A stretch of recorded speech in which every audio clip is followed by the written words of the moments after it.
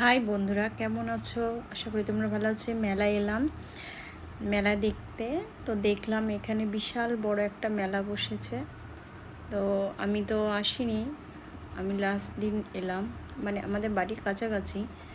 তো দেখছি মেলাতে বিশাল বড় মেলা, আর অনেক নাগরদোলা বসেছে। মানে নাগরদোলা বলতে ইলেকট্রিক দোলনা আছে, বাচ্চাদের দোলনা আছে, তারপরে এটাই কি বাচ্চাদের কিডস ওয়ার্ল্ড।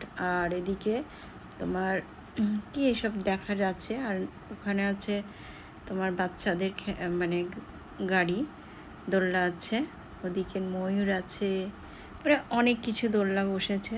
যাই হোক, আমি তো আসিনি তাই এলাম। এখানে মকটেলের দোকানও আছে, এই যে মকটেলের দোকান আছে। তারপর এক মাসির সঙ্গে আমার দেখা হয়ে গেল, উনি ঘুগনি খাচ্ছিল, আমাকে বললো ঘুগনি খাবে। আমি বললাম না, আমি খাবো না।